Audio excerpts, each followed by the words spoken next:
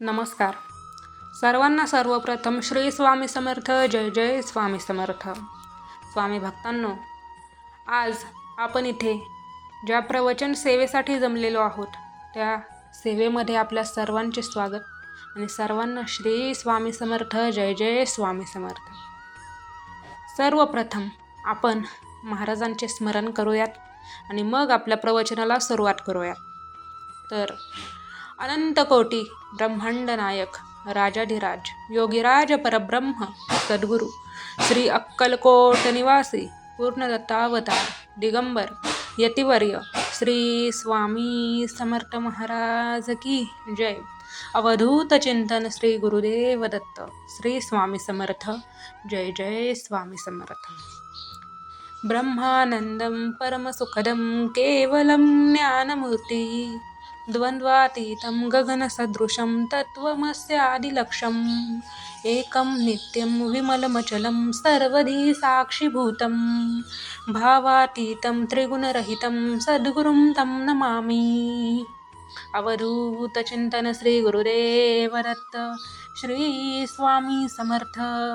जय जय स्वामी समर्थ. या अखंड ब्रह्मांडाचे चालक, मालक आणि पालक, आपल्या सर्वांचे या अखंड ब्रह्मांडाचे नायक, ब्रह्मांड नायक सद्गुरू संत श्री स्वामी समर्थ महाराज यांना त्रिवार वंदन करून आजच्या प्रवचन सेवेला मी सुरुवात करते. तर स्वामी भक्तांनो, स्वामींचं वाक्य आहे, ब्रीद वाक्य आहे की भिवू नकोस, मी तुझ्या पाठीशी आहे. आणि जेव्हाही आपण ऐकतो, वाचतो, तेव्हा आपल्या मनाला एक खंबीरतेचा इशारा मिळतो की आपल्या पाठीशी कोणीतरी भक्कम आणि खंबीर व्यक्ती उभी आहे. त्यामुळे घाबरायची गरज नाही. स्वामी सांगतात, अरे हे अखंड ब्रह्मांड आम्ही बनवलेलं आहे. या अखंड ब्रह्मांडाचे नायक आम्ही आहोत. या अखंड ब्रह्मांडात या झाडाचं जे पान हलतं ना, ते पानसुद्धा आमच्या इच्छेने हलतं. तर तुझ्या आयुष्यातील प्रश्न, तुझ्या आयुष्यातील समस्या, तुझ्या आयुष्यातील अडचणी काय आहेत? अरे ते आमच्या पुढे क्षुल्लक आहेत. भिवू नकोस, मी तुझ्या पाठीशी आहे. हे अखंड ब्रह्मांडच आमच्या इच्छेने चालतं, कारण या ब्रह्मांडाचे नायकच आम्ही आहोत. अरे मग ब्रह्मांडाचा नायकच स्वामी महाराज आहेत, तर घाबरताय कोणाला? ज्याने हे अखंड ब्रह्मांड बनवलेलं आहे, ज्याने हे झाडे, पशु, पक्षी आपल्याला बनवलेलं आहे, तो ब्रह्मांड नायक आपल्या पाठीशी आहे. तर या संपूर्ण विश्वातील, ब्रह्मांडातील जी संकट, समस्या आहेत ती क्षुल्लक आहेत. त्यामुळे स्वामी सांगतात, भिवू नकोस, मी तुझ्या पाठीशी आहे. घाबरू नकोस, मी सदैव तुझ्या पाठीशी आहे. म्हणूनच जेव्हा आपण अनन्य भावाने महाराजांना, स्वामी महाराजांना शरण जातो, तेव्हा आपल्या जीवनातील योगक्षेम स्वतः स्वामी महाराज वाहतात. म्हणून अनन्य भावाने महाराजांना शरण जा. तुमच्या जीवनातील योगक्षेम हा स्वतः स्वामी वाहतील. त्याचबरोबर दुसरं म्हणजे आपले महाराज हे अतिशय दयाळू आहेत. त्यांना कोणत्याही तुमच्याकडून मोठ्या सेवेची अपेक्षा नाही आहे. लक्षात ठेवा, महाराज कोणतीही मोठ्यातली मोठी सेवा तुम्हाला मागत नाही. तुम्हाला जर सेवा करायला वेळ मिळत नसेल तर तुम्ही उठता बसता, कोणत्याही कामात असताना, कोणत्याही वेळी आणि कधीही तुम्ही महाराजांचं नामस्मरण करू शकता. नामस्मरण ही स्वामी महाराजांची सर्वात मोठी सेवा आहे आणि हे नामस्मरण म्हणजे स्वामींशी जोडण्याचं, स्वामींशी कनेक्ट होण्याचं एक माध्यम आहे. म्हणून महाराजांची नामस्मरणाची सेवा ही प्रत्येक सेवेकरांनी केली पाहिजे. म्हणूनच सेवा करा आणि सेवेकरी व्हा. आणि पहिली गोष्ट म्हणजे सेवा केल्याशिवाय मेवा मिळत नाही. जसं चमत्कार दाखवल्याशिवाय नमस्कार घडत नाही, त्याप्रमाणे जोपर्यंत तुम्ही सेवा करत नाही तोपर्यंत तुम्हाला मेवा मिळणार नाही. म्हणून महाराजांची सेवा करा. महाराज मेवा दिल्याशिवाय राहणार नाहीत. आणि ही महाराज आपल्याकडून ज्या सेवा करून घेतात त्या आपल्याच भल्यासाठी असतात. त्यात महाराजांचा स्वार्थ नाही आहे. असं नाही की महाराज तुम्हाला एखादी सेवा मागतायत मग ते त्यांच्यासाठी मागतात, असं नाही. त्या सेवेतून सुद्धा तुमचं हित आणि तुमचं भलं घडणार असतं. म्हणून महाराज तुमच्याकडून सेवा करून घेतात.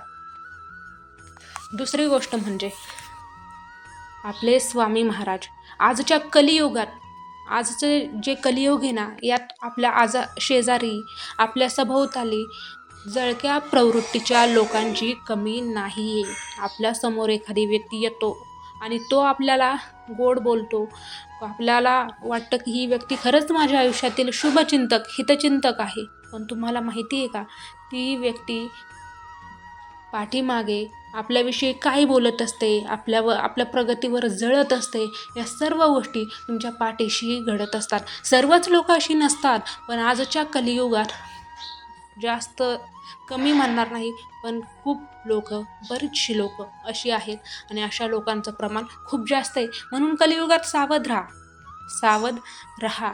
महाराजांचं नामस्मरण करा. या कलियुगात, आजच्या कलियुगात जळक्या प्रवृत्तीच्या लोकांची कमी नाही. तुमच्या पुढे अमृत सांगून मागून तुम्हाला विष दिलं जाऊ शकतं. त्यामुळे तोंडावर गोड बोलणाऱ्यांची आजच्या जगात कमी नाही. म्हणून सर्वच गोड बोलणाऱ्यांवर विश्वास ठेवू नका. महाराज सांगतात की अन्याय कोणावर करायचा नाही आणि सहनही करायचा नाही. जेव्हा तुम्ही खरे आहात, प्रामाणिक आहात, इमानदार आहात आणि जर खरंच तुम्ही समजूतदार आहात, कारण प्रत्येकाला माहिती असतं मी कसं आहे, आणि जेव्हा आपण खरे असून, प्रामाणिक असून, समजूतदार, इमानदार असून जर एखादा फसवा, धूर्त, लबाड, हुशार, त्याचबरोबर स्वार्थी, कपटी व्यक्ती जर आपल्यावर अन्याय करत असेल तर सहन करायचं नाही. आजच्या कलियुगात बरेचशा व्यक्ती अशा आहेत की भांडण, वादविवाद होऊ नये म्हणून मिटवून घेण्याकरता ते या व्यक्तींना विरोध करत नाही आणि ही व्यक्ती त्या व्यक्तीवर अन्याय हा चालूच ठेवते. चालू नाही तर ती आणखीन वाढवते आणि ही खरी व्यक्ती मात्र सहन करते. अशाने तुम्ही खरे असूनही खोट्या व्यक्तीचा पराभव नाही तर विजय करून देताय आणि त्यामुळे आजच्या कलियुगात खऱ्याचा सोडून खोट्याचा विजय हा ठरलेला आहे. म्हणून तुम्ही चालना देऊ नका या व्यक्तींना. त्यांच्या या योजना सक्सेस म्हणजे यशस्वी करण्यासाठी तुम्ही मदत करताय. अन्याय करायचा नाही आणि सहनही करायचा नाही, ही गोष्ट लक्षात ठेवा. त्याचबरोबर आपले महाराज हे सांगतात की सावध व्हा. तुम्ही कोणाचं वाईट केलं नाही ना तर तुमचं कधीही वाईट होणार नाही. स्वामी महाराज सांगतात की तुम्ही कोणाचं वाईट केलं नाही ना, तुमचं ही वाईट करू शकणार नाही. जर माझा भक्त आहेस तू, जर तू मला शरण आहे आणि जर तू या स्वामी समर्थ महाराजांचा भक्त आहेस, तर ज्यावेळेस तुला त्रास होईल त्यावेळेस तुझ्यापेक्षा जास्त मलाही त्रास होईल. ज्यावेळेस तुझ्या डोळ्यातून अश्रू येतील त्यावेळेस माझ्याही डोळ्यात तुझ्या डोळ्यातले अश्रू पाहून आपोआप अश्रू येतील. अरे आम्हाला माऊली म्हणता ना, तर आम्ही आई आहोत आणि ज्यावेळेस आपल्या भक्ताला, आपल्या लेकरांना त्रास होतो तेव्हा या आईला सुद्धा त्रास झाल्याशिवाय राहणार नाही. जेव्हा कोणी तुम्हाला त्रास देईल त्याला मी त्रास दिल्याशिवाय राहणार नाही. म्हणून आजच्या कलियुगात स्वामी समर्थ महाराजांच्या सेवेत असणं अतिशय आवश्यक आहे. कोणत्याही देवाची सेवा करा पण सेवेत राहा, याने तुमचं तारण होईलच होईल. म्हणून महाराजांची सेवा करा, नामस्मरण करा. कोणतेही संकट, कोणतीही निगेटिव्ह एनर्जी, काहीही वाईट गोष्टी तुम्हाला स्पर्शसुद्धा करू शकणार नाही आणि तुमच्यासोबत काहीही वाईट घडणार नाही. म्हणून महाराजांच्या सेवेत राहा. आपले महाराज खूप दयाळू आहेत, खूप म्हणजे खूप दयाळू आहेत.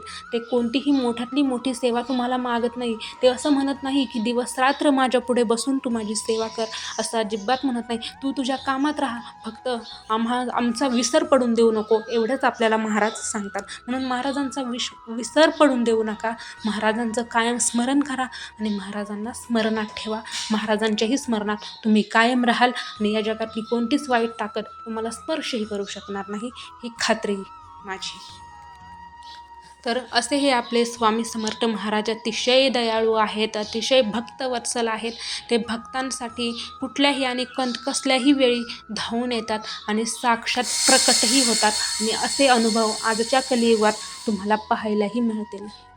आज स्वामी समर्थ महाराज म्हणजे त्यांची सेवेकरीही खूप वाढत चाललेत. रोज हजारो पटीने गर्दी ही अक्कलकोटमध्ये आता वाढत चाललेली आहे. अक्कलकोटला नक्की जाऊन या. जर कधी संधी मिळालीच किंवा संधी काढून तुम्ही अक्कलकोटला नक्की जाऊन या. तिथे या अखंड ब्रह्मांडाचे नायक विराजमान आहेत आणि ते आपली वाट पाहत आहेत. जा, महाराजांना नमस्कार करा आणि ज्या दिवशी जाल त्या दिवसापासून सेवेला सुरुवात करा.